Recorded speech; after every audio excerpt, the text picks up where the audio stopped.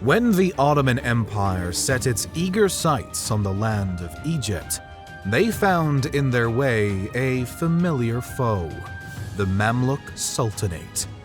From 1485 until 1491, the Ottomans and Mamluks had been at war across the Anatolian and Syrian regions of the Mamluk territory.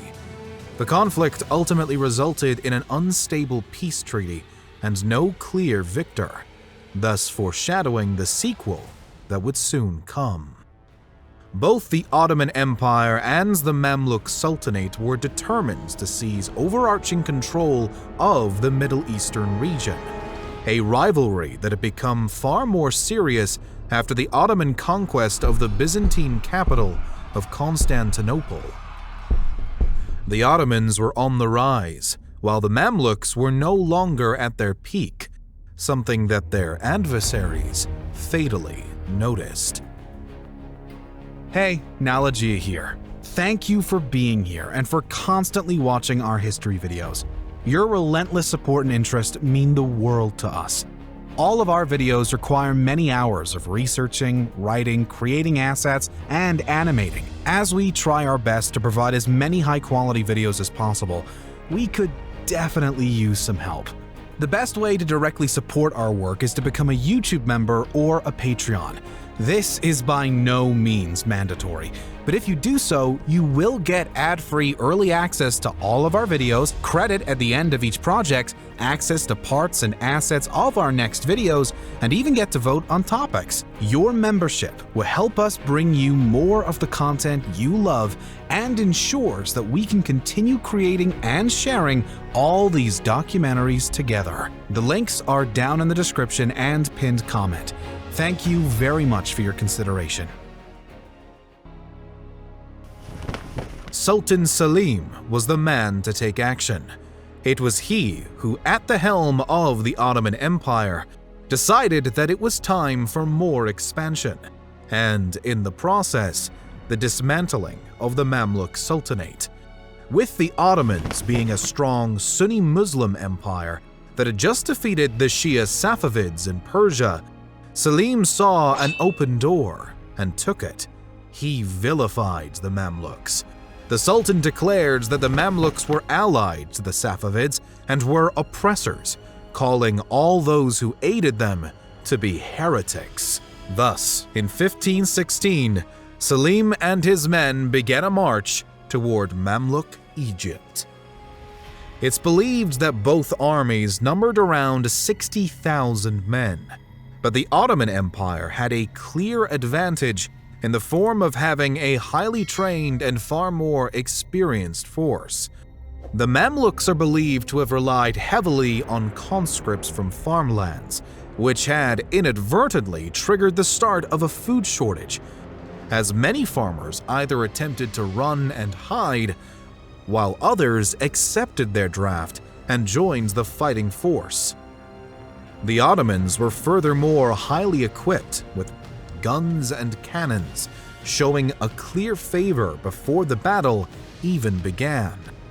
The Mamluks used bows and arrows and cavalry even in the face of the remarkable Ottoman technology. And yet, as Selim and his men drew near, the Mamluks held their ground. After marching through and seizing Diyarbakir, the Ottomans continued their pace toward the Syrian city of Dabiq. Sultan al-Ashraf Khan Shah al-Ghuriyu of the Mamluks had gotten word of the Ottoman advance and was already prepping his defense forces when he received an Ottoman embassy attempting to negotiate with the Mamluk Sultan in the way of friends. Sultan Selim was assuring his counterparts that the Beylik of Dulkadir, a buffer state between the Ottoman and Mamluk lands, will be placed back in the hands of an Egyptian vassal. This was in favor of the Mamluks, but Sultan al-Ashraf had little trust in the rival empire. Thus, as the spring mornings bled into summer nights, the Mamluks were now on the move, and so were the Ottomans, with all sights aimed at one crossroads. The Mamluks made their journey from Cairo with great pizzazz, Musicians, singers, and all-out celebration followed the Sultan's army, made up predominantly of peasant conscripts only supplemented by the official Mamluk army. As this rowdy train made its advance, more Ottoman envoys caught up with the Mamluks, this time presenting costly gifts and an offer of peace, requesting only some Egyptian foodstuffs in exchange. The Mamluks, though still on their march, sent gifts in return to the Ottoman Sultan, but it would be too late for peace now. The Mamluks reached Marj Dabiq first, giving them a chance to prepare for the upcoming battle. One thing that they, particularly Sultan al-Ashraf, failed to prepare for was the ruinous betrayal lying in waiting around the corner. As the Mamluks had passed through Damascus and Aleppo, the governor of the former had attempted to warn the Sultan that Khair Bey, the governor of Aleppo, had formed a clandestine alliance with the Ottomans, but Sultan al-Ashraf ignored such a suggestion, seeing it as unreliable and no more than an uninformed rumor. But it wasn't. Khair Bey had formed an alliance with Sultan Selim. Nevertheless, as the Ottomans neared, the Mamluks set up for war, and Khair Bey is believed to have positioned himself on the left while the Sultan and his men took the center, with the governor of Damascus and his army on the right side. And then the battle began. The Mamluks promptly took the upper hand as they hurtled into battle and began an early slaughter of Turkish fighters, catching Sultan Selim off guard and allowing Sabai, the Damascus governor, to capture both men and artillery equipment. Selim was flustered, even considering the idea of ending the battle just as it had begun, although this he decided against. Two important things happened next that entirely turned the tide of the clash and lit a fire under the Ottomans, pushing them with great passion to resist their attackers. Possibly the most important of these fateful events was the final betrayal of Khair Bey, who simply took his men and withdrew from the battlefield entirely. The confusion caused by such a sudden breach of faith only inflated that brought on by the unexpected deaths of both Sabai and Mamluk Marshal Sadun ad-Jami in action. The Mamluks, at the outbreak so strong and unified, were now disoriented and collapsing under the heavy Ottoman pressure. What came next can best be understood in the words of historian Ibn Ilyas. The Sultan stood under his standard and called to his soldiers, "Ahas, this is the moment to take heart. Fight and I will reward you." But no one listened, and the men fled from the battle. He found neither support nor defenders. At the worst moment, and with the situation growing worse, the Emir Timur Zardkash feared for the safety of the battle standard, lowered and stowed it, then came to find the Sultan. He said to him, "Lord Sultan, the Ottoman army has defeated us. Save yourself and flee to Aleppo." When the Sultan realized this, he was gripped by a sort of paralysis that affected the side of his body, and his jaw dropped open.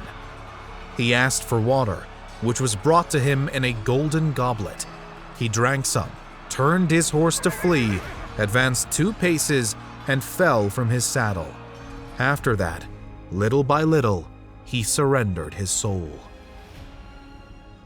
The Mamluk Sultan, al-Ashraf Kansun al-Guryu, was dead, and the battle was done.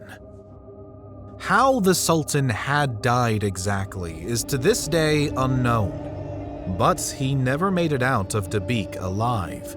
In his absence and with the bloodshed over, the locals celebrated their new authority as Sultan Selim made his victorious way next to Aleppo. As Selim thus continued toward Egypt with his triumphant army and newfound friends, it seems that no one cared much to stand in his way. Damascus fell with little hesitation only a few months after the start of the whole campaign. An actual clash would break out at Gaza, but the Ottomans again couldn't be stopped. The new Mamluk Sultan, Tuman Bey, was scrambling to throw together a worthwhile resistance as the Ottomans neared Cairo. When they, in short order, came knocking, the Battle of Radania erupted, and the dueling sultans now went face to face on the battlefield. It would only be a matter of days before the Ottomans once more vanquished the crumbling Mamluks. The invaders would follow Sultan Tuman Bey to Giza, where he would be captured and hung on display at the gates of Cairo. The capture of Cairo and the conquest of the Mamluks marked a new era of expansion for the Ottoman Empire. As the years now went on, the mighty imperial power would secure its position on the Red Sea and welcome in more vassal states to the empire, such as the key and holy Islamic cities of Mecca and Medina. The Mamluks by now were a shell of what they had once been. While they still existed as a tamed form of what the Sultanate was in days past, they were now under Ottoman authority, as were their lands. The Ottomans soon pushed their borders along the northern African coast, and the Abbasid Caliphate was forced to surrender itself to the Ottoman Sultan, making Selim's successor, Suleiman I, the new Caliph, and the first of the Ottoman Caliphate. The conquest of Egypt had thus proved to be an indispensable triumph for the Ottoman Empire. The territory, economy, religious authority, and essentially all aspects of the Ottoman Empire have been dealt positive growth as a result, as the Ottomans now controls the Red, Black, Caspian, and Mediterranean seas, the first empire since the illustrious Roman Empire had done just that. Additionally, the defeat of the Mamluks rid the Ottomans of one of their most bothersome rivals, and opened the door for a new era of Ottoman dominance. It wouldn't be until the late 1700s, at the end of the 18th century, that the Ottoman Empire would lose their great Egyptian prize, now to the French at the hands of Napoleon I. It took no more than a year for the Ottomans to conquer Egypt, which they would not lose for over 200 years. A victory certainly worth fighting for.